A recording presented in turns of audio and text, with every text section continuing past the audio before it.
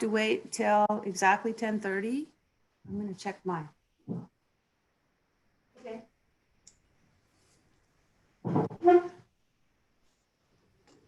Oh, I feel sad. We're live streaming on YouTube.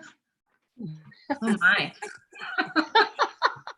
Yes. I just reminded everybody of that, but partly to remind myself. All right. Oh dear. Do I- I'll try to keep my language very clean. I know you're just known for your. Okay. Do I read the electronic meetings policy before or after I call the meeting to order? You may as well call the meeting to order and then read it. All righty. Since we're past 10:30 now. Yeah. Okay, in that case, I would like to call the meeting to order and acknowledge that we are working and having the meeting on Statlium territory. And I'm going to read you the electronic use of virtual meeting software application. First of all, I do need to do a roll call, and I think it's worth doing. I'd like to hear, first of all, Karen Playfair, could you pipe up and say hello? Sorry, but just trying to get the room sorted out and my headphones sorted out, and nothing was working, but I'm here. You're there and you're coming. I'm sorry, I did put that into the chat, but that maybe nobody saw that. I do believe that the chat will be disabled or at least not functioning for the purposes of this meeting. And Jackie, just say hello. Hello, hello. Barb. Hello, hello. And Sal over on my left. Hello. Good morning. Lori. Hello. And I don't believe I have to do roll call for staff. Okay. So while we're doing Zoom meetings, while this policy is in effect at the beginning of the board, I read the following statement. This meeting is being held virtually with all meeting participants attending via electronic communications to adhere to the provincial health officers respecting physical distancing requirements as a measure to prevent the transmission of COVID-19. Directors will be involved in and participate in the meeting. For the closed portion of the meeting, directors confirm that they are alone. We don't have a closed portion. Directors are to identify themselves when advising the chair that they wish to be placed on the speakers list. This will be done, the best way is just by raising your hands. The chair will record the order in which the hands are raised and will allow the directors to speak in the order in which they are recorded.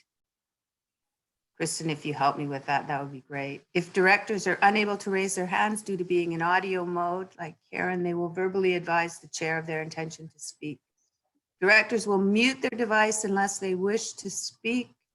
The chair may also choose to mute the microphones, and the directors may unmute the microphones on their own accord when required. With respect to a vote, directors are only required to state a nay vote. Directors are not required to voice a yay vote.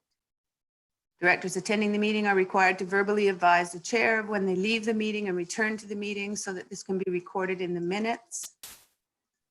For clarity, if a director does not verbally advise the chair but is observed to be absent from their video feed and their video feed remains turned on and it is unclear to staff whether they are present in the meeting, the director will be marked absent from the meeting until such time as staff observes the director to reappear in the video feed. Directors will text message the chief administrative officer, that would be Kristen, if they have a technical difficulty with their computer or telephone, for example, need to be reconnected. If directors are unable to text the CAO, the directors will email. Now here it says the chair, but may I say Kristen in this situation, because I couldn't possibly do email at the same time. If a technical difficulty occurs and it becomes apparent that the director has become disconnected from the meeting will be recessed until the connection status of the director has been determined, at which time the meeting will be reconvened with or without the director present, provided the meeting's quorum is maintained. Directors who declare a conflict of interest in respect of an agenda item will be directed to the virtual waiting room while the board considers the agenda item. Once the board completes its consideration of such agenda item, the director will be readmitted to the virtual meeting room. Directors who are present within the virtual waiting room are asked to stay at their computer or otherwise remain present and connected to their computer if possible for the entire duration of their time in the waiting room, so as not to miss their readmittance into the virtual meeting room. If possible, and it is, any chat functionality of the application will be disabled. And if it is not possible to be disabled, directors will not use this chat functionality during the meeting. So that is that. And now we can move to item 1.1, which is the election of the 2020 Northern Economic Development and Initiatives Committee Vice Chair. So I'd like to call once for nominations for the Vice Chair, and I would like to nominate Sal Demare. Would you accept that, Sal? Yes, I will. Okay. Now I'll call a second time for, oh, Barb, you have a question? Oh, I wasn't sure if we had to second that or not. I think we vote after I've done a third call for nominations. Okay, thank you. I'm watching Kristen's nodding. Okay. Sorry. So, if, yeah, so so he's accepted the nomination. You can call a second and third time for further nominations. And then if there's no one else running, then you can acclaim Director Demare as the Vice Chair. Okay, in that case, I'd like to call a second time for nominations of the Vice Chair. And I'll call a third time for nominations of the Vice Chair. And hearing none and seeing no hands raised, then Sal Demare would be acclaimed as the Vice Chair of the Northern Economic Development and Initiatives Committee. Thank you. Thank you all. Thank you. Sal. The next item 2 on your agenda is the approval of the agenda. Could I have a motion to do that? Okay, so I see your hand raised, Sal. Moving the approval of the agenda, and a seconder is Barb Weeb. All in favor? Opposed? Any opposed? Carried. Thank you. We don't have a closed portion of this meeting, so we move right to the consent agenda, which contains the minutes from our March 5th meeting. So first of all, move to approve the consent agenda. And Sal's got his hand up, and so does Barb. All in favor? Oh, Jackie has a question. Nope. Okay. This is pretty interesting trying to watch all you guys. It's seeing, okay. So I'm going to take it all in favor of approving the consent agenda. Opposed? Carried. And we don't have any business arising from the minutes aside from what's on our agenda. So I'll move to item 7, staff reports and other business, and turn it to Kristen for a minute.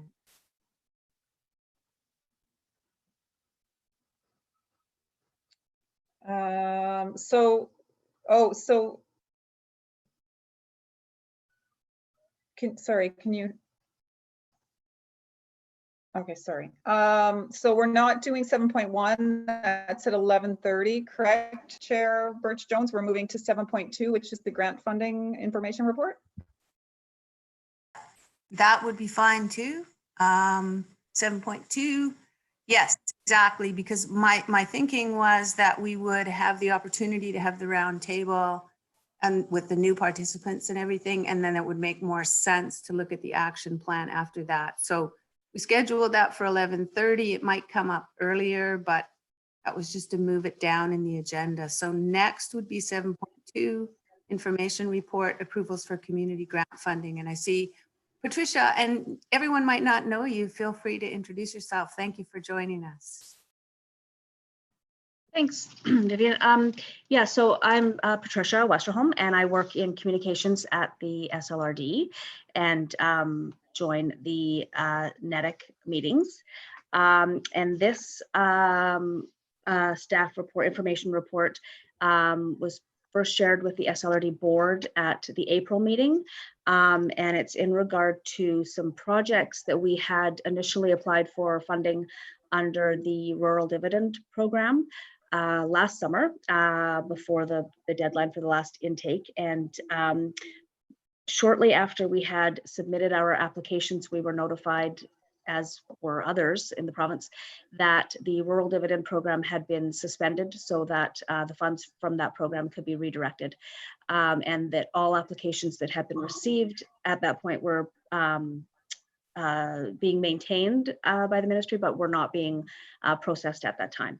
So it was kind of left at that. And then some time ago, we were contacted by the province to say that they were looking at some of the applications that had been submitted through that last intake of rural dividend, and were reaching out in regard to some projects that they felt could have an economic benefit in light of what we're dealing with COVID-19, and wanted to know if we still were interested in receiving funding for those projects.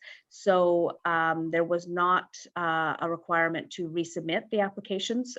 This was entirely based on the applications we had already submitted through the Rural Dividend Program. So we said yes, and so we've since received confirmation that they are approving the original request, which was $10,000 for each project, which was the maximum amount available under that project stream through Rural Dividend. They've extended the timeline for completion of these projects, just recognizing that everyone is doing their work a little bit differently these days, and that things are maybe taking a little bit longer. So I think they wanted to open this up, but at the same time didn't want to maybe burden some of the smaller rural governments with having to, wanting to accept the money, but then having to turn around the projects really quickly. So there is a 3-year timeline to complete these projects. And so yes, so we had submitted applications for area A, B, and C at the time. And so all 3 of those projects have now been funded through this one-time rural community grant program. Again, it was based on the initial application, so there wasn't an opportunity to resubmit or to adjust the applications at all. But so that's the program, and then we need to, I guess, further explore what the projects might look like, and putting together some requests for quotations, and then moving forward with funding agreements. Sorry, Vivian, I think you're on mute. Yes. I was wondering if you wanted to give just a very brief description of what we are going to do with the projects that we were funded for. Thank you, Patricia. Sure, and apologies. I think my dog was wandering around there in the background, so you might have heard some I have a bit of background. nails on the. He doesn't respond to my texts when I say avoid the area like the rest of my family does. So yes, so that's a great thought, Vivian. So in area B, the application was originally submitted for $10,000 to fund the development of a heritage protocol to have a better understanding of needs and objectives of the SLRD and First Nations communities to work toward developing joint park spaces. So for example, the proposed Texas Creek Park and co-tourism management and marketing of these assets. So this would be an initial study on that and what that might look like. That is this program, this project stream of this program is really for funding towards things like feasibility studies and sort of those initial studies and reports to get a better understanding of what might be able to happen in the future. And then I'm just looking, sorry, area A, the project was, the application was submitted in support of a feasibility study, to look at the development of the Hillmore Heritage Site into developing that into a small scale heritage attraction and what that might look like. So, and that was to based around the idea of growing visitation to the area. So yeah, essentially two feasibility studies really to look at those projects. And then the other project was in area C, which isn't part of this group, but was an interesting project as well. So Thank you. yeah. Any questions for Patricia?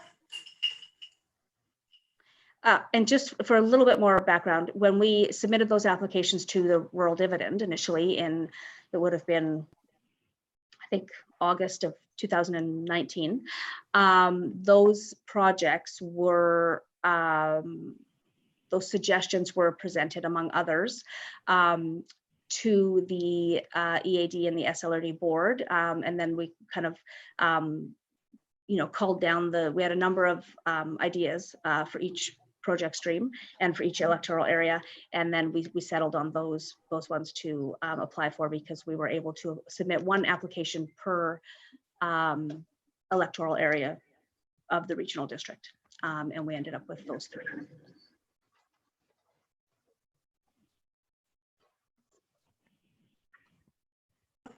Yes, Sal. Yeah, Patricia, when are you gonna start talking to each area to move forward on it so we can start the program?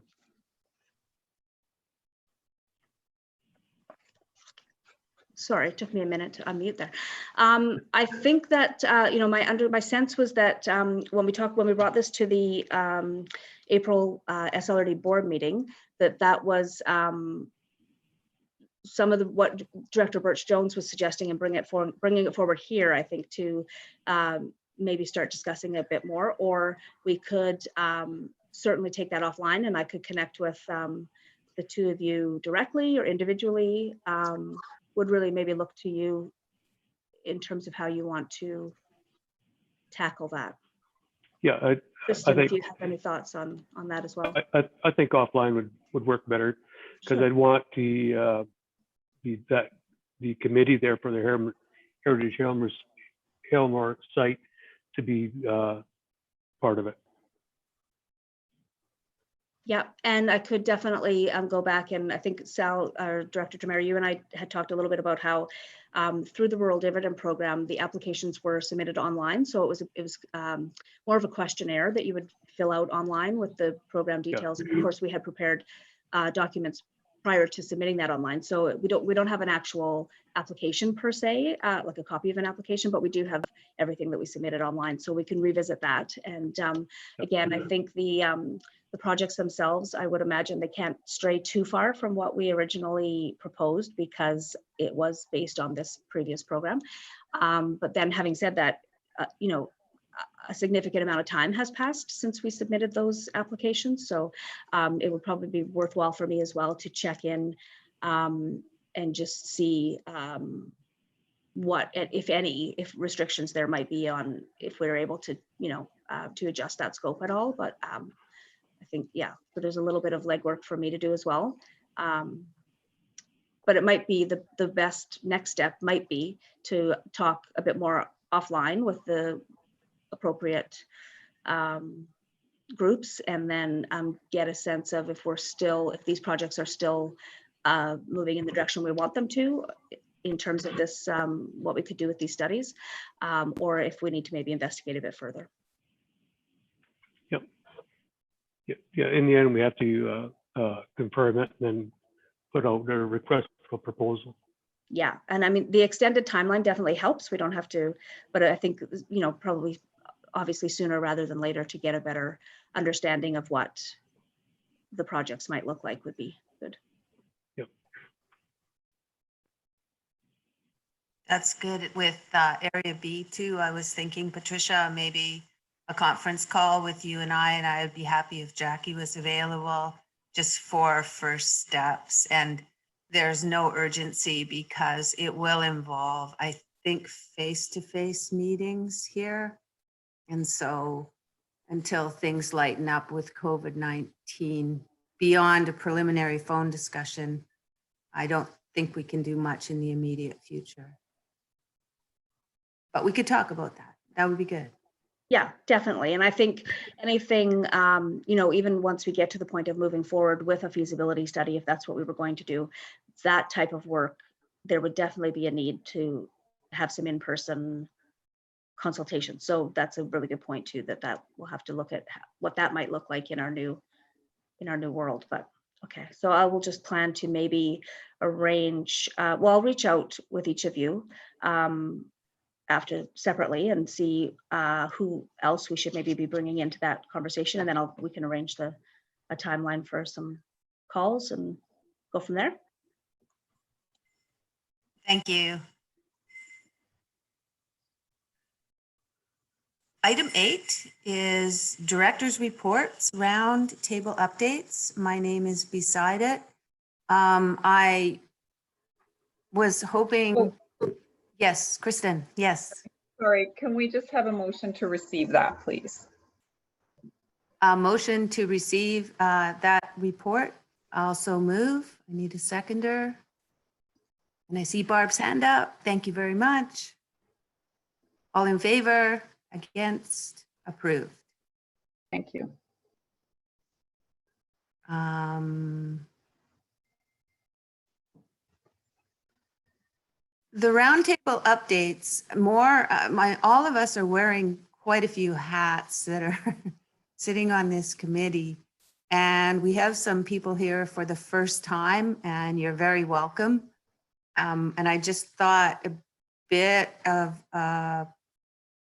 introduction and some of the roles you play and a brief update on those roles would be helpful for us to get to know each other and to share things that would be of interest to the larger group here.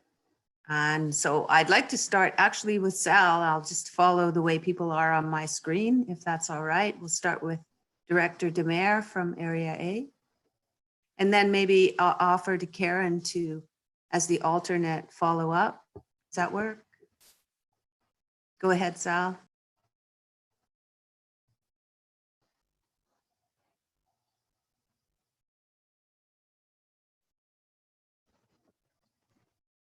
Sal, you'll have to unmute. There we go. Thank you very much. Start at the The beginning. mute button is hidden. Mine doesn't always click on and off either. So yeah, go ahead. Yeah, just a little bit about myself for the people that don't know me. I've been coming to the Valley in the Bridge River Valley since the early 70s and bought my first property in 1973. And I've been engaged in a lot of volunteer work over the years, and thought it was time for me to take on even a bigger role, which I have. Just like everybody else, the COVID has really put a lot more pressure on us, for sure. But for economic development in our area, I've already seen now that Tykes Lodge is trying to rent out their campsites and some of their smaller buildings that they have for smaller groups. Tykes Adventures is doing similar with with the small family groups. And the tree planters have actually brought in some needed revenue. They're staying at the, there's one group that is staying at the Baylor and Pioneer Mines Hotel. And another group is a much bigger group. There'll be up to almost 45 tree planters in June. And they're going to be staying at Chilcotin Holidays. So those two businesses are actually taken some money. The our BRECA tourism, they put on some COVID restrictions, and they really don't know yet if they're going to be allowing people. So the Haremore Heritage Site still is closed, and they're not sure if they're going to be starting up again.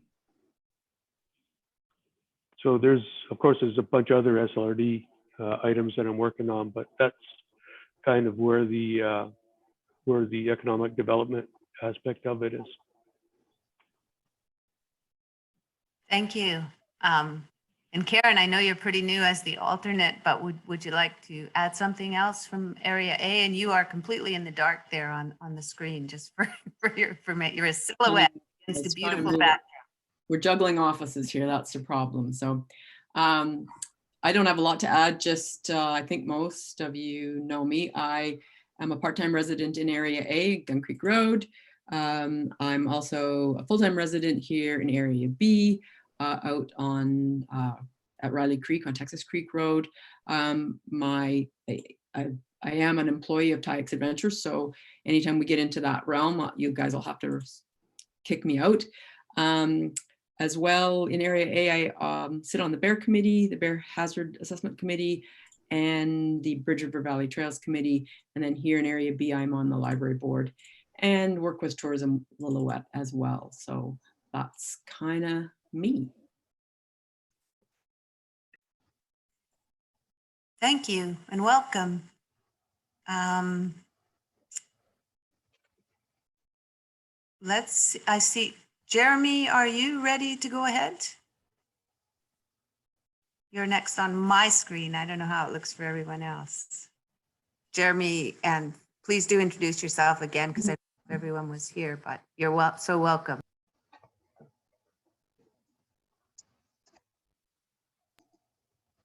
And you need to unmute yourself. Am I here? Oh, here we go. I somehow minimized Zoom and couldn't figure out how to get it back. Learn something new every day. So introductions. I was doing other work on the other half of my screen there. So Jeremy Denegeyer, CAO of Lillooet since December. What am I supposed to tell everyone right now? Sorry, honestly. You've sort of had a trial by fire, because you joined the ranks, and we were very glad to have you here. And then immediately COVID sort of changed the entire world. So we're just talking about economic development. And I wondered, is Lillooet in a place, and Barb and Lori are both here too, will be next to sort of talk. I'm hoping that we can align so that we are coordinated in how we recover from COVID-19. And I know it's early days to talk about that, but I'm sure the council is talking about that a little bit. Yeah, okay, so I wasn't sure if we were jumping right into that depth of the conversation yet. Okay. Yeah, so at this point, as some of you may know, the district doesn't have any dedicated staff resources for economic development, even in a good year. So we've been working as closely as we can with the Chamber of Commerce, Tourism-Lillooet, and other stakeholders to try to actually empower those groups to step in where the district simply doesn't have the resources to do that kind of work, and as well where we don't legally have the tool set to help businesses more on a one-to-one basis, which municipalities have some handcuffs built into our legislation. So council and staff have been discussing a way forward, specifically with the Chamber of Commerce, to try to increase their membership and support them both just in their presence in the community and potential funding to try to get their membership to actually be truly representative of the over 200 businesses here in town. And working with our neighboring Indigenous communities, because they have vested interests in here as well. They're business owners here and shoppers here. So we want to work with them as well. The district has put in a grant application about 2 weeks ago to NDIT to get a contracted economic development liaison, is what we've called that position. And at the same time, the Chamber of Commerce is going ahead with an application for a regional ECDEV person. So if we're both successful, we'll actually have the resources necessary to tackle the recovery and hopefully more than just recovery, but actually move us forward into future years. So we're better than we were in 2019 is the idea. Most of that will just be the actual plan itself, the creation of a recovery plan. And in the proposal to NDIT, that recovery plan is meant to be a plan that can be used in any future situation where we've got hardship. So not just COVID-19, but what's the next thing that's going to happen? There'll be, you know, a big fire or a flood or God knows what, like, let's hope not. But we want to have a plan that is actually not something we have to keep going back to NDIT and asking to, oh, we need more money to try to come up with a new plan. Let's get something that's flexible and fulsome enough so that it can actually be used ongoing. We want to be sustaining ourselves into the future. So that's the plan, as well, just building the relationships. A lot of staff time of that contractor to build the relationships in the community that have never been that strong from what I gather. There's been moments where it's been good, but overall, I don't think it's been a really strong relationship between the Chamber, tourism, the societies that are doing a lot of the tourism type activities. Yep. So building that up and then working with, you know, our Indigenous communities and the regional district to, again, like you're saying, to coordinate our efforts so we're not duplicating. So Excellent. brief overview. No, that's just excellent. And I heartily agree. And I wondered, Barb, Lori, maybe Barb next. Want to go ahead? Sure. Not sure what I can fill you in on that hasn't been covered. We aren't, I'm Barb. I'm a counselor with the District of Lillooet, for those that don't know. And I am the mayor's alternate at the SLRD, but now I am, I guess, the mayor at the SLRD. So, or I'm a director, I guess. So that is the role that I play in this meeting. As far as tourism, I think we've kind of put things on hold to work with our First Nations neighbors. So we will not be opening our campground, our museum, the Miyazaki House, things like that, until they open their areas surrounding us, like as far as Seton Lake and things like that. We do have a crew in the campground at the moment that is working on our new Tim Hortons, which I'm thoroughly looking forward to. And and they have been doing the self-isolation, and I believe staff is doing a very good job of laying out guidelines for them as to what they can and cannot do during this pandemic. As far as the Miyazaki House, which I am a board member on as well, we are not opening at all this summer, and we have contacted the Canada Summer Jobs program to cancel our application there so that that funding can go elsewhere where it's needed. And our new grant writer, Lori Reimer, is working on a grant or two for my other project, which is the skateboard park here in Lillooet. And thanks to Scott at Blackcomb Helicopter, he steered me onto a CN grant that Blackcomb is also involved in that might come up with some potential funding for us, I'm hoping. And other than that, I am basically trying to grow a peach tree, some lettuce, and some celery on my dining room table until my husband takes me this afternoon on our date to get manure for the garden.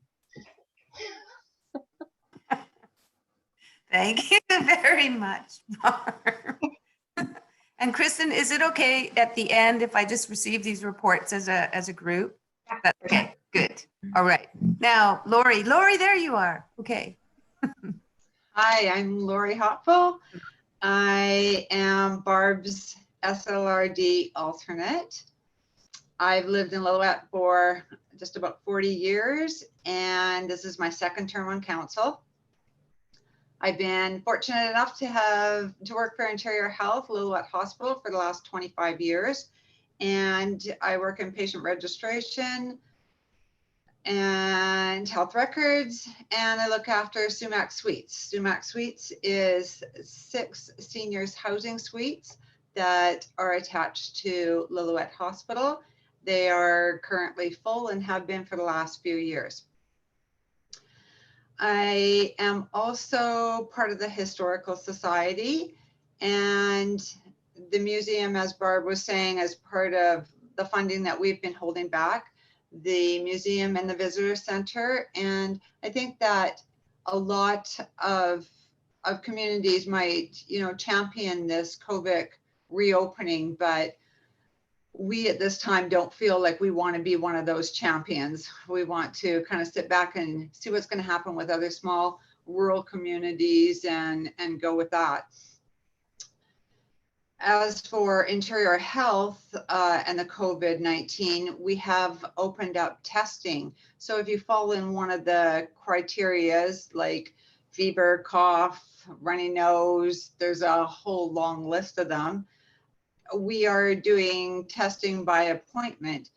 There's no drop-in appointments. They're not available, but we have a number that you can call 250-256-1381 to be screened for COVID-19.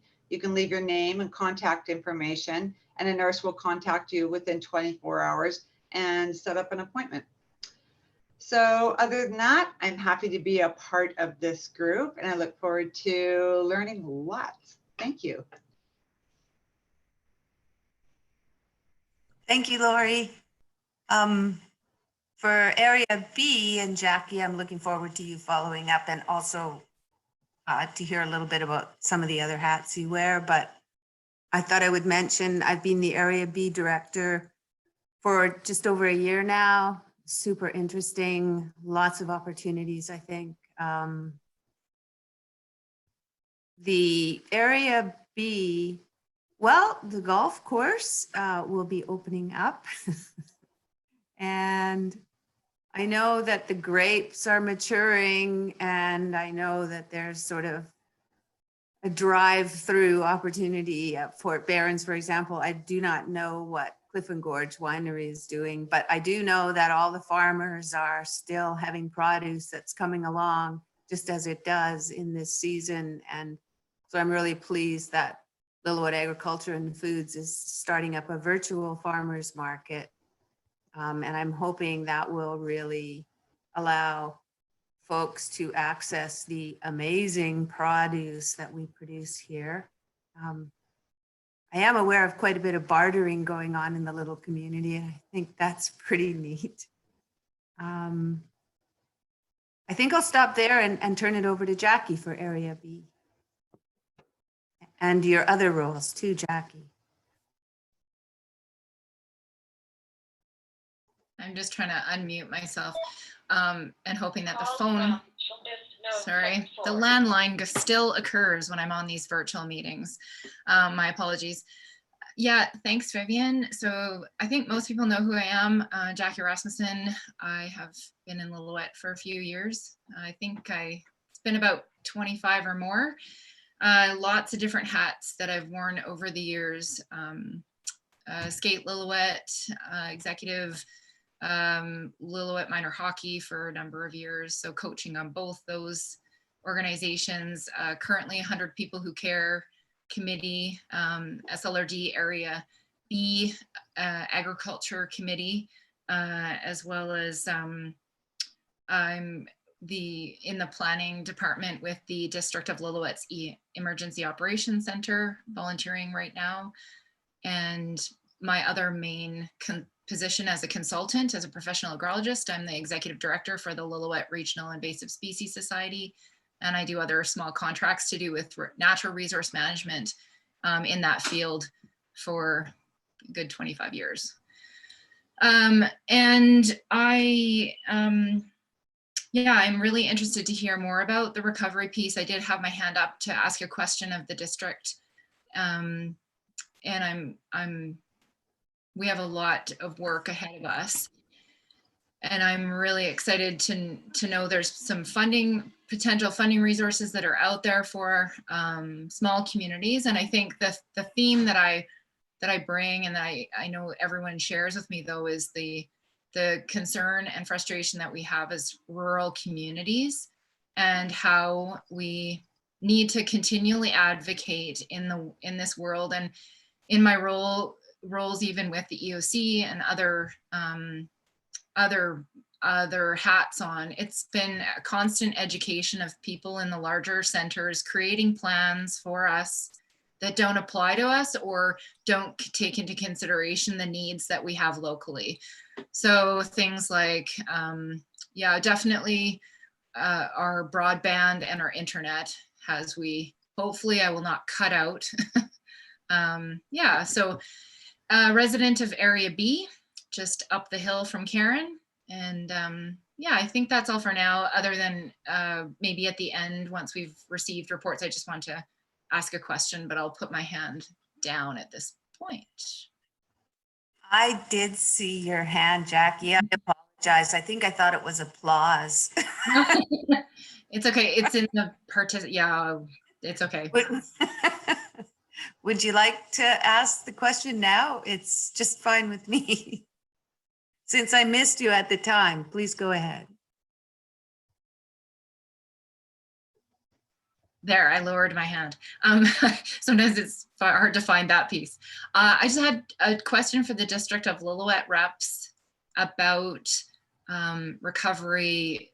It's great that we have applications in place, as well as the chamber, to potentially have people in the lead that would seems to solve the issue of a gap that we have in our area, that we don't have one single, or we don't have a lead economic development entity or person at this point. We have a whole bunch of stakeholders and organizations that have a definite voice that we need to hear from. So I'm wondering about Plan B, and I'm wondering about, in the meantime, is there anything moving forward to get these groups together to start to initiate any conversations about recovery, given that we have quite a few resources that are coming, that are quite in our neighboring communities like Squamish, that are very good, that we could be tapping into and kind of learning from now as we try to move forward with this beast of a recovery stages. Yeah, if I may. So the conversations, just to start there, the conversations between the district, the chamber, some big tourist companies in town, Tourism Lillooet, the museum and visitor center, those conversations have actually been ongoing for probably about 2 months now. The chamber unfortunately lost their executive director. It was a contract issue nearing the end, so they've just posted for a new executive director who, regardless of whether they get the funding, at least they'll have somebody for the next 4 months for some time to help out. The conversations will be picking up again. I'm off next week, but I'm back on the 25th of May, and the chamber and the district will be talking about a potential fee for service agreement, which will have to be brought back to the council to discuss. But there may be an opportunity to increase funding and representation of the chamber to get them to do some ECDEV activities starting in June. There is a Plan B if the district, are not successful in our application for funding for an ECDEV liaison, but I'm not going to reveal that Plan B yet because we haven't gotten to that level yet. And I don't really want the NDIT to know that we have a Plan B. But as we're all aware, there's tough economic times, including for the district itself. Our budget has been severely impacted by this event. So yeah, we have to be careful with every dollar. So I don't want to be proposing more expenditures until we have to. So yeah, the conversations are happening. In terms of looking at what others are doing, that's actually been ongoing, and council's actually been very active in providing information they're seeing through their colleagues in our neighboring communities in the region and just other small towns around BC about task forces, like the mayor's working with their corporate officer to launch a mayor's task force on economic recovery, much like has been done in Kamloops, and some fantastic materials coming out of Whistler and Pemberton about their plans to do economic recovery. So we're not going to reinvent the wheel. We're going to use what others who have more professionals and more resources and experience doing will be looking at what they're doing and reusing it, putting our logos on it, but customizing it to our local community. But we're not going to pretend we're experts in everything, and we'll learn from others as we can, so that ideally, if we get someone started and some funding in place, we hope that they'll actually be starting in June, like the first week of June. We've already got somebody lined up if the grant funding is successful. So we could be starting these activities full time starting June 1st. So we're not too far off from that.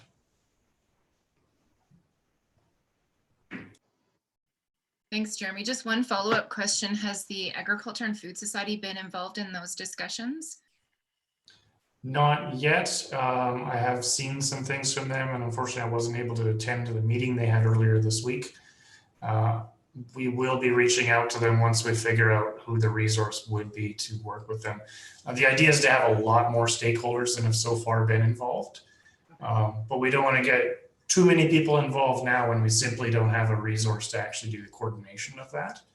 But that is in the action plan that was submitted to NDIT. That is the action plan, is to include a whole lot more stakeholders. Nice. Okay, great. That's awesome. Thank you. Thank you, Jackie and Jeremy. And I see that Sal has a question. Go ahead, Sal. Jeremy, I'm just wondering, in 8.4 of this meeting, that's one thing I wanted to bring up, was the NDIT funding for liaisons. And you just talked about all the different organizations that will come on board, hopefully down the road in your application. I know Area B has got all the agriculture, but Area A, we've got a little bit different. We're a little bit more into the tourism with our museum, Hallamur Heritage Site, and some operators, recreation operators that we have. And the plan calls for 3 for a certain region. And I'm wondering if we shouldn't reach out to Clinton and the other areas that are around us that where we could get 3 of these. I presume you're only asking for 1 liaison? Yeah, the district is asking for a liaison, or funding for a liaison to work under contract for the District of Lillooet. So we're thinking in a kind of a small bubble at this point about it's our responsibility as a district to take care of our immediate community, taking into account, of course, that like the Sekolas and the Teaklet and Bridge River are all involved in this community quite directly. But we're not looking much beyond that in terms of actually trying to support neighborhoods that are much further away. There is a new fund that is announced. I'm not sure if that's the one mentioned in 8.4. Yeah, the regional business one. So that one's newer than the one that we've already applied for. And that regional liaison is what both the chamber has applied to, and I believe Community Futures Sun Country has applied for a regional liaison. So it may be, if you haven't already talked to Community Futures and the chamber about that set of applications, I'm not sure if those are going to be competing applications or if they're doing it jointly. I saw some emails flying amongst the chamber board members about how to handle that, because we don't want to be competing for what we're all trying to do together. So I would definitely recommend reaching out to the district, Lillooet and district Chamber of Commerce, and seeing where they're at with that and how that relates to Community Futures. And if you don't have their contact, I can get that to you. Okay. Thank you. And those questions and discussions and connections, and like Jackie raising agriculture and so forth, is sort of, for me, one of the main points of having this group meet regularly and have discussions. I'd like to make a motion now. I have separated here as 8.2, update by District of Lillooet CA. And I wonder, did we Did we sort of cover that? Or Jeremy, would you like to add any more to sort of what we've discussed to this point? I think we might have covered it, but I want to check with you. I think the horse is dead. I've probably beaten it. So yeah, I can't, unless Councillor Hoffel or Weeb have any other thoughts, maybe more on tourism. I'm seeing head shaking. I mean, that's going to be our big challenge as a district, and for council especially, is feeling the competing pressures of businesses wanting to open up to tourism while we're still in a pandemic. I mean, BC's opening up, but we're still in a state of emergency. It's still a pandemic. Indeed. So it's a fine line to walk. Indeed. I see Barb's hand up. Yes. Yeah, I don't know if it's essential to be brought up or not, but I'm wondering if Jeremy can kind of expand on that. Some of the businesses are opening and what guidelines they're to follow, and also about our bylaw officer on the May long weekend. Yeah, so we've all heard that the certain sets of the certain segments of the commercial practice are opening up now. We're going to be having our bylaw officer, actually is funded through EMBC, is authorized extra funding for our bylaw officer to talk to businesses, make sure that they understand what the requirements are provincially. That is one of the expectations of the province, is that bylaw officers do that. So she'll be checking the businesses starting this weekend and working with them to make sure they meet all the new guidelines. And if they don't, she will be reporting them to the health officers. We'll enforce it as necessary. She'll also be reminding businesses, especially this long weekend, because we do expect visitors from out of town, even though they're not supposed to be coming here. They will. They already did last weekend. So the bylaw officer will be reminding businesses that it is their responsibility to ensure that their customers are following the guidelines. If they're all clustering together in a group on a patio, that's not allowed, and the businesses have to take responsibility for that. Our officer will, of course, speak to individuals as well, or groups, about their behavior and remind them of what's expected of them. So we are happy to have visitors, but later, not right now. And we'll be making a point of that. And we're also working with the DCLIT on the Seton Lake beach and dock. We'll be working with them to monitor the activities there and shoo people away as necessary. But yeah, so our bylaw officer right now works for the district 2.5 days a week. With the EMBC funding, that's been bumped up to full time. So all those extra hours, that extra 2.5 days, is devoted strictly to dealing with COVID-19 measures, making sure businesses and individuals are following them. Did that answer the question?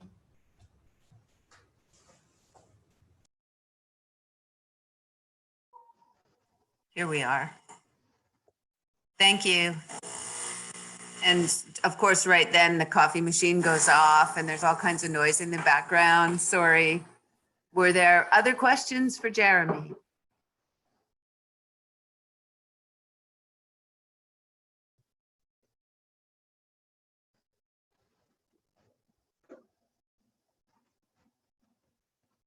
Vivian, we can't hear you. That's because I'm trying to keep down the background noise here. Next thing, the dog will start barking. A motion to adopt the roundtable updates or a motion to receive them, I believe. Sal, did I see your hand up? Yes, I did. And a seconder from Jackie. All in favor? Any opposition? Carried. Thank you.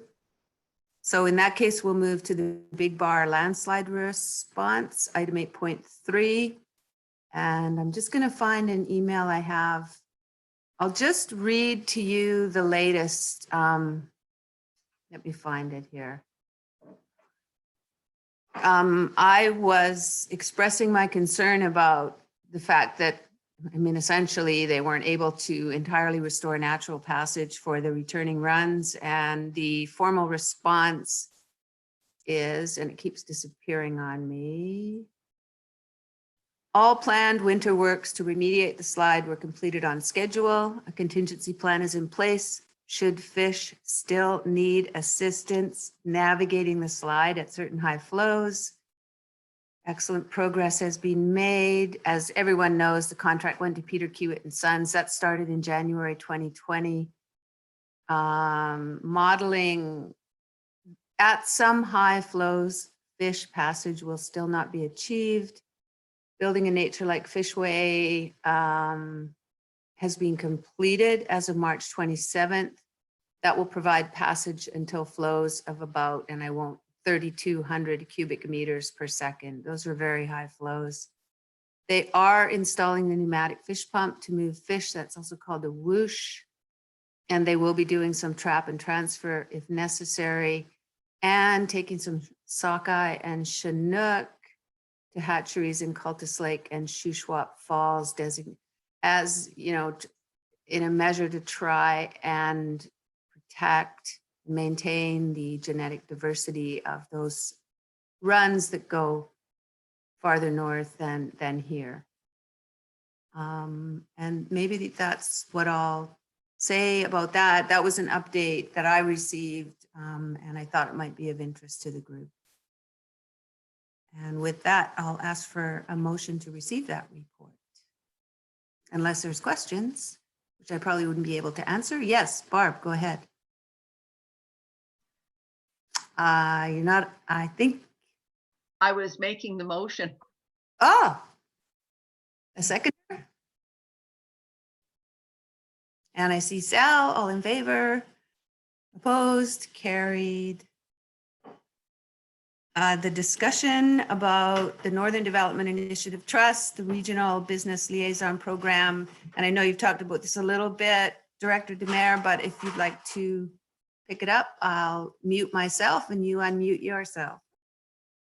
Well, if there's already an application in from the community groups in Lillooet, I'll follow up and I'll see if we can't get Area A into the program. Because just ourselves, we won't be able to. One person for a whole year is just too much for what we have. But if we were part of another organization, then for sure we could use that person. I have a question. Okay, no, Vivian's nodding her head. So do you think, Sal, it's possible just to throw the application towards a joint? Possible, is that what you're thinking of? Yes, yeah, Okay. a joint application, yeah. Okay, that sounds good. I just want to say that I fully support that idea. Just going back to that I hope the Chambers is a regional approach, especially because our whole region in the Northern SLRD A and B is I feel like our economic recovery is very tied to tourism and our resiliency. I feel like because even though we have people visiting right now, and there's this fine line of saying stay home, but we really want them to come later, and we want them to be able to be here and to enjoy Lillooet. So it's a really tricky situation, but having people in the lead on a regional approach, I think is going to be crucial to that, tapping into that economic recovery and resiliency piece. So hopefully, I don't know if there's any need for support from the district or from whoever else is doing that regional, maybe from the chamber, but maybe connect with them so that you've got support from them, perhaps, is just an idea. Yeah, I'll be reaching out. I just also wanted to say, I think that program, because it's a one-time program related to COVID-19, I believe. And I feel like I read that, sorry, I'm just trying to find it, that there's also a limit to the number of applications that they will support for each region, I think. Yeah, So 3 I'm per just wondering- region. Yeah, okay, so, yeah, so I was just going to say, that I think the joint application is a really good idea to increase the odds of maybe getting one. And then I think that, yeah, it's, I think Jeremy touched on this, but so community futures, chambers of commerce can apply, and local governments and regional destination marketing organizations can also apply. So yeah, I think that the idea of a joint application is probably a good approach. And I don't know if you would need Well, yeah, I'll have to talk to them first and just start the conversation. So Sal, so I was a bit distracted here. Is there an action coming out of that, or are you just following that up? Not a motion here? No, I'm just going to follow up. You know? Other comments? Motion to receive that then? I'll move that. Seconded by Jackie, all in favor, opposed, carried. Oh, the virtual farmers market update. Well, I just already mentioned it. And I am very excited that Lillooet Agriculture and Food Society is making great progress on it. And they are also have ordered a sanitizer, a hand sanitizer for the Lillooet Farmers Market, one of the requirements with the COVID-19 situation. And there will be, I believe, a reduced but functioning farmers market in reality, and also the virtual one. So Jackie, would you like to add to that? I just know it's in the works. I haven't actually learned too much more than that. Sarah said they did receive some funding to hire a coordinator, and that luckily Seed to Culture will be the place where the pickups will be, and so they'll coordinate out of there. And I think they're still working out all the kinks for the online portion. So that's all I have as far as what I know, which is small. I did have a question for the group, if anybody knew if there was any initiatives for the market vendors that are non-food related, because that is something that is not allowed to be part of this virtual thing. So maybe someone has some information. Check with Sarah, Jackie, but I believe she was pretty pleased that non-fresh fruit and vegetable vendors were able to be part of the virtual one. I hope I'm right about that. I think you're right about that. It was mostly the piece for the other non-food. So I'm thinking about, there's quite a big cohort of our market that is non-food, like the quilters, like other jewelry, etc. So I just wanted to, I'll do a little asking of questions through Sarah, and I can always report back.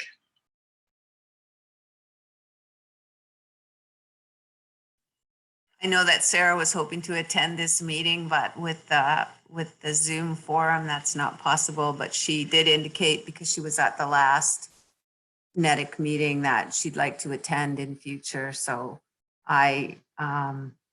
yeah, it's certainly an important industry in Area B.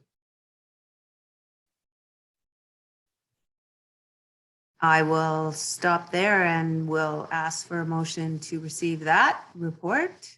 Thank you, Sal. Seconded by Karen. In favor, opposed, carried. Correspondence for action. I don't believe we have any.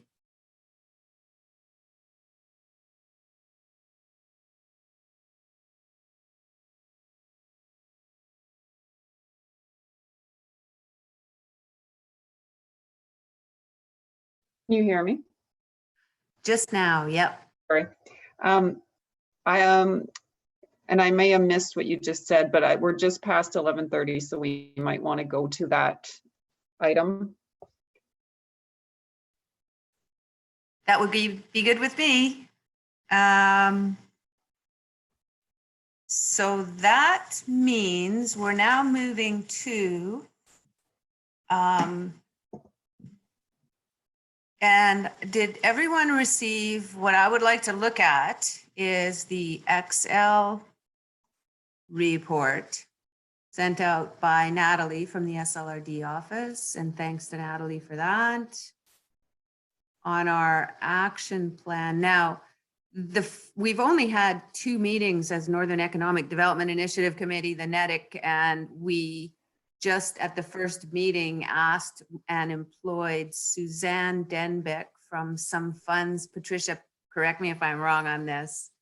Some funds that were left over and available to update previous economic development reports that had been done for Lillooet and areas A and B, and just bring them to the present time. And we had some feedback from the committee with Suzanne, and in January adopted the report that you would be seeing now, and agreed that we wanted to then spend a working session kind of making a real working document for ourselves. How does that sound?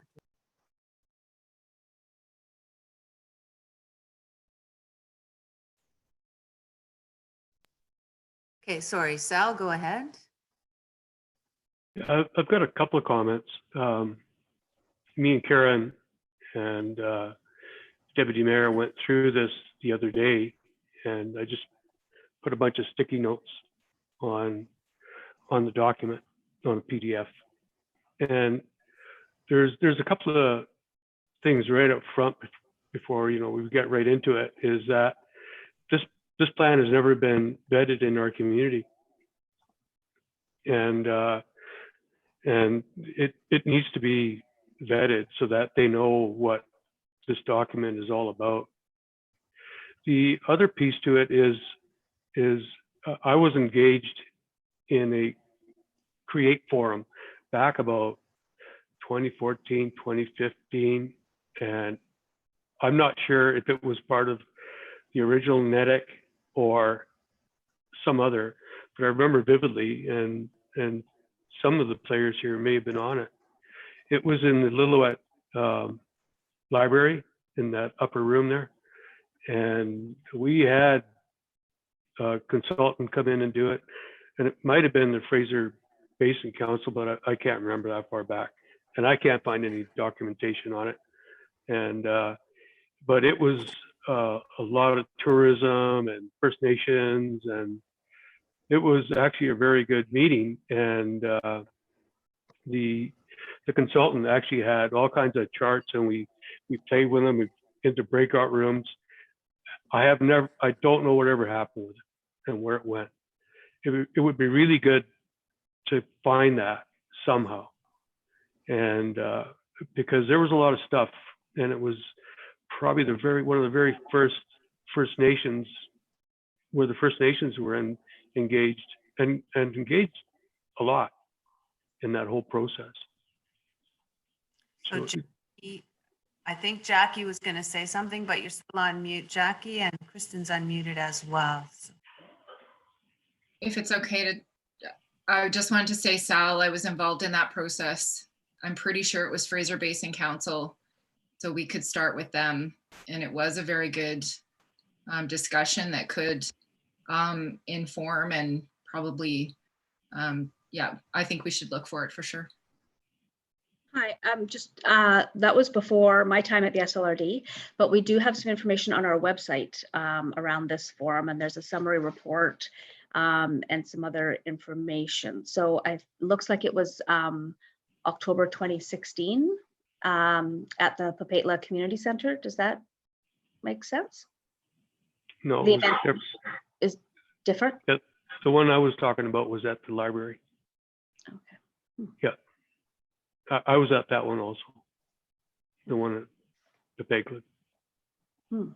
That was just a quick search that I did on our website, so we may have information around that previous one too, so. It'd be good to bring that one out also.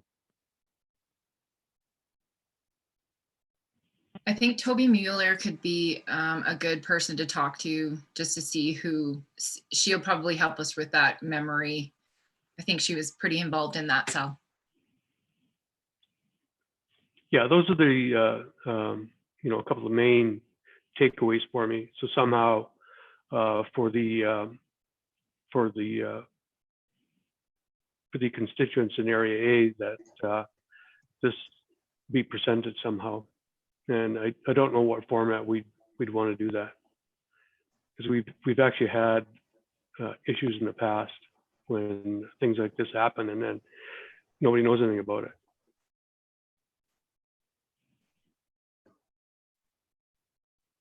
So I don't know if it's, you know, we're in a time that it makes it a lot more difficult, you know, to have a meeting in the Goldbridge Community Club Hall there. That's where I envision it and bringing it out.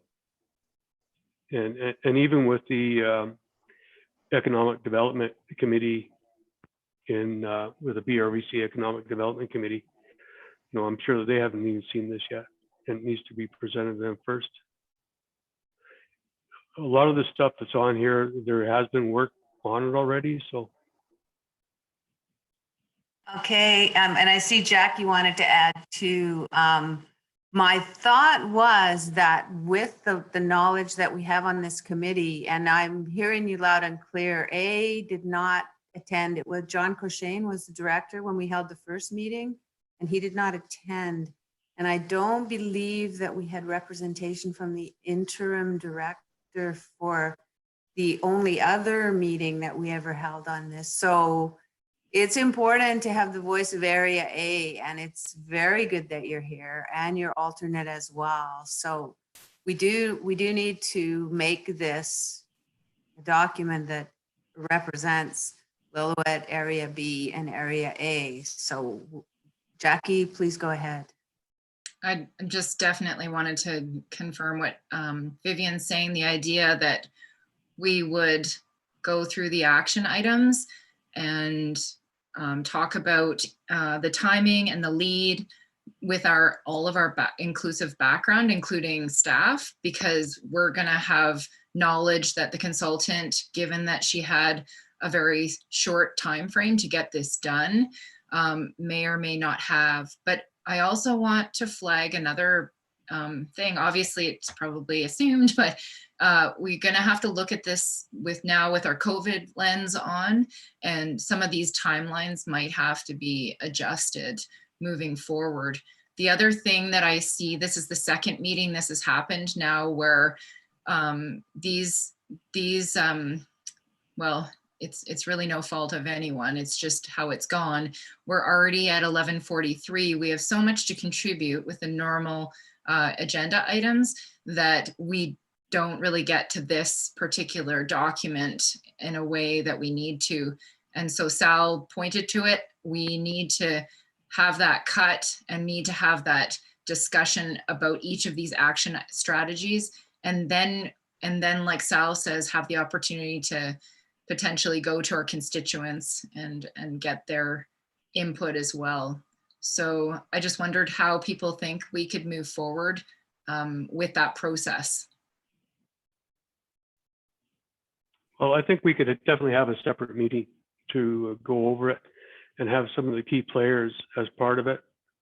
And it could be a Zoom meeting and just share the screen and share the document and start working through it.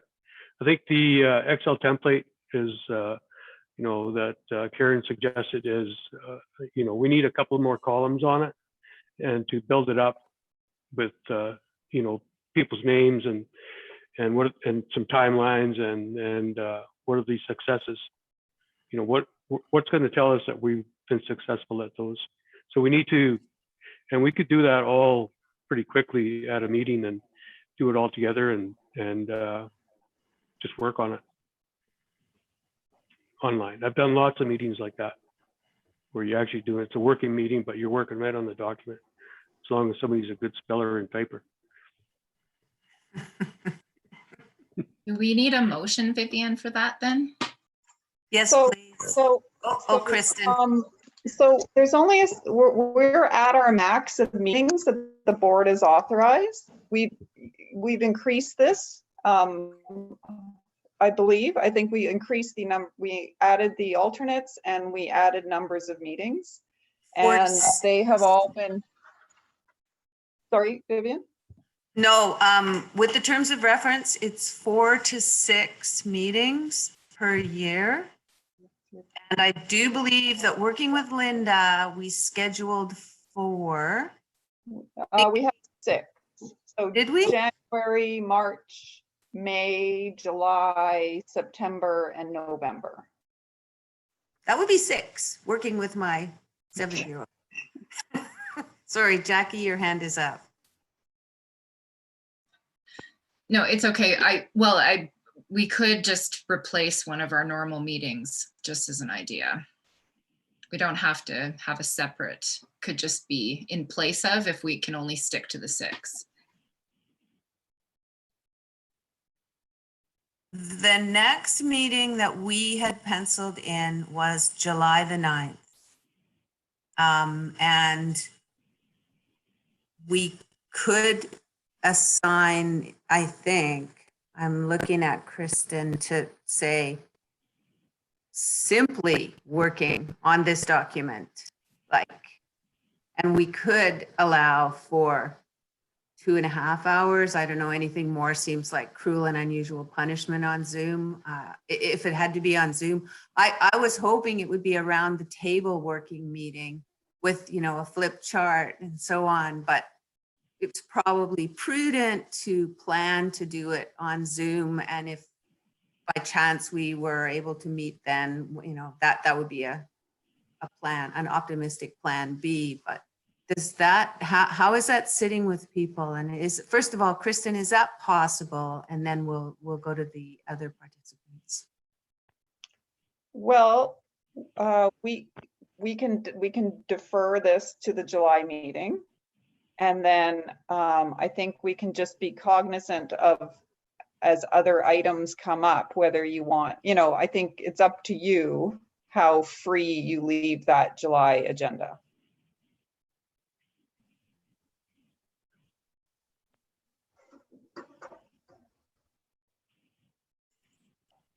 Jackie, go ahead. And Sal, also, I see you're unmuted.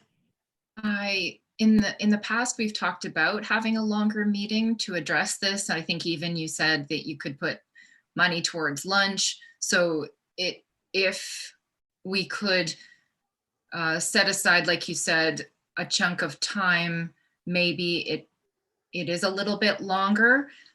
We anticipate that it will be Zoom.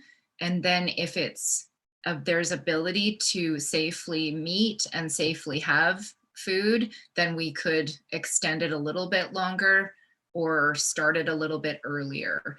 Like you said, 2 to 3 hours on this kind of thing, but we could make a really good dent.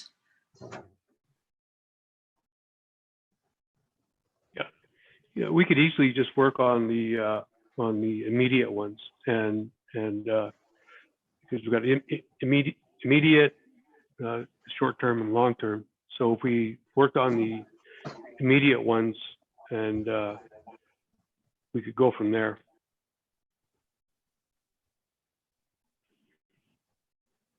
And then as the meetings progress, we could work on the rest. But I think one of the first things we need to do is get those other two, all the other documentation that from the other previous 2 meetings in years gone by, so that everybody can read them and understand what some of the things that everybody's going to work on. Okay, now we thought that we had pulled in the sort of recent reports and so on. And see, I'm seeing Patricia. But I don't know that we had the Create Forum report included in Suzanne's background when she did this report. So that's the only omission I'm hearing now. If there's more, now would be a good time to say, right? Patricia? Well, I don't know that it's an omission, but that the update that Suzanne provided for us was an update to a specific existing report, which actually predated all of those events, I believe. I'd have to double check those dates. So the funding that was provided for that project was to update that existing Northern Development Economic Strategies and Action Plan report that I think was from 2012. So, and then I know that we did have staff put together that report that you were speaking of, Vivian, and that outlined all of the economic development type reports that we had over the years. And I think the CREATE ones were referenced in that. But that wasn't, my understanding was that was more for the committee to have a understanding of everything that's been done so far, but it wasn't part of this project to update that 2012 document that Suzanne worked on. So in Suzanne's, when this 2012 document was updated through this last little bit of funding, part of her process was to interview organizations and people like the BRBCA and other stakeholders, and that she could meet with in the time frame. Yeah, but I'd have to go back and look at that initial report that staff put together, I think last year about everything that we've done to date, because I can't recall everything that was on that list, but if that makes sense. I'm just trying to differentiate that. I don't think that, when we engaged with Suzanne to update that 2012 report, it was a very specific project. And so the scope of that may not have allowed for it. Yeah, exactly. And I know Mayor Bussey had some particular objections to some of the tone in some of the reports and so on, and that was to be removed and it was to be brought forward in a sort of more positive light. And so there was sort of some specifics that are now history. But I'm certainly hearing that Area A would like to have more input or time with this, right? Sal, Karen? It's not sitting well with you. Like, we want to make this our document. So it has to be pretty comfortable for all of us. Yeah, I think maybe a couple of things is maybe me and Karen can work on that Excel spreadsheet and expand on it for starters. If you're willing to do that, Karen. And also I need to present it to the Bridger Valley Economic Development Committee at one of their meetings, or virtually. Seems like we're all doing virtual meetings now, so that they understand what we're doing. Susan Denbeck is actually working with that committee on action plans, and so some of these things are already on the go. So yeah, but I don't think they've seen the full report yet. And I'll try to get a copy of the CREATE form, and I'll look at what's on the SLRD website, I think. And if I get it, I'll share it with Patricia, and that get shared out somehow. It's out there someplace. I just don't know where. Barb, were you want to add something? Well, I know it's of no fault of anyone sitting on this conversation right now, but it's really unfortunate that we didn't have any representatives from Area A at, I know for sure 2 meetings, possibly 3, because it's something that could have been brought forward already and maybe included. And I'm kind of wondering, is there no way to look back to see what information Suzanne was given to come up with this report, so that we're not rewriting everything again? I don't. Yes. it was it was a report that was originally completed in 2012. So she had that original report, and then the scope of the project, I'd have to look a bit more at our the agreement we entered into with her, but it was to update that initial report. Right, I understand that part, and I understand that like some of these have been ongoing events for quite a few years, and this was kind of to, my understanding was to see which groups were doing what, so that, let's say, the Historical Society isn't overstepping into something that the agriculture people are doing and that sort of thing. So it's not like, it was more like a living thing that was going to keep going, was it not? Yeah, and that's why they've got immediate, short-term, and long-term. Right. Yeah. But I'm fine with, let's just have a whole meeting on just this. It seems too much at the end of each of our meetings because, yeah, especially these Zoom meetings. I know, I'm with you. And Jackie had a comment. Go ahead, please.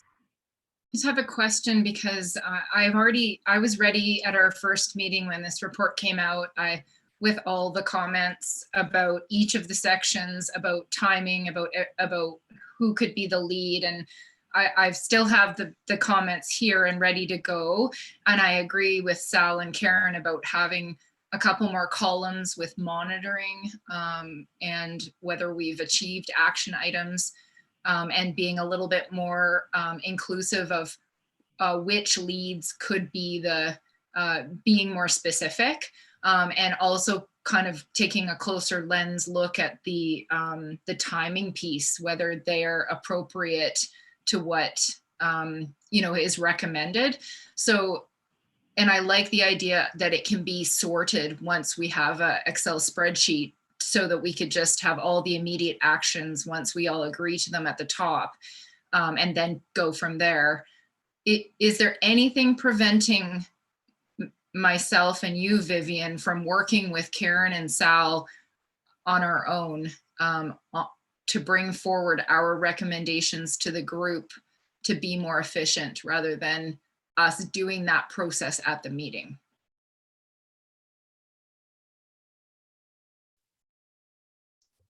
I would be happy to do that. And Kristen, I just want to make sure that's okay with you. I think we just have to be, you just have to watch a quorum situation. If there's 4 of you working together on something and you're actually progressing business, that is a meeting. But I think the initial piece is, I think everybody, I mean, there could be groups working, but I think if everybody works on, like, kind of pulls together their own knowledge and puts it on that sheet, and then that could be brought together, but there can't little unofficial meeting with 4 of you, just because that will be an actual meeting, if that's helpful. But I think doing your own kind of pre-work, like, and having those thoughts and those conversations and getting it into the like, there's a lot that can be done before the next meeting.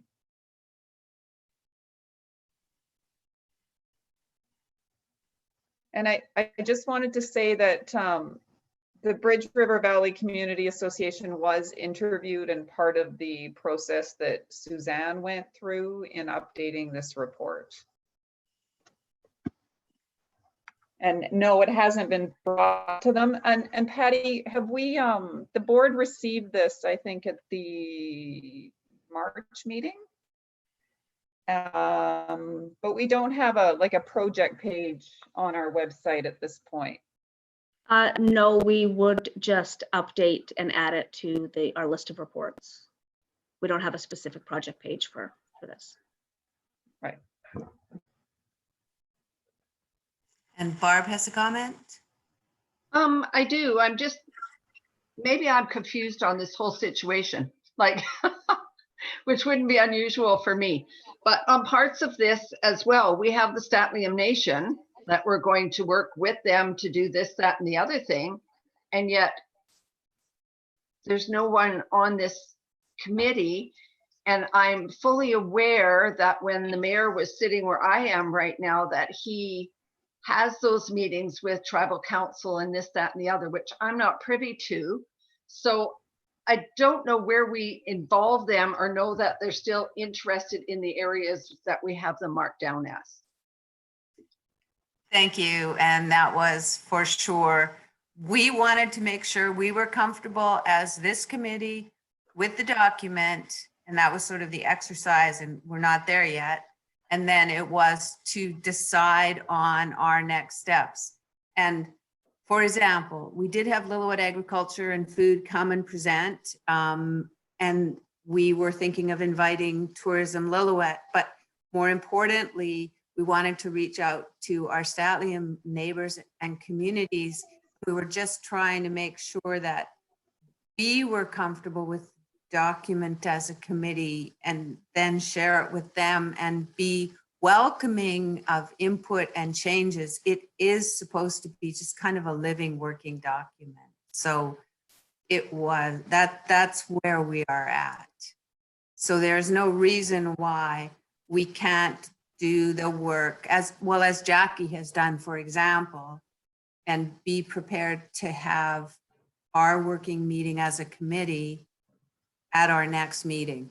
I mean, we've had a couple of people say they'd like to do some more specific work on this, and it's nice that it's in this Excel format now. It's a step closer, and it may be under the circumstances, that's just what we'll decide and where we'll leave it if people are comfortable with that.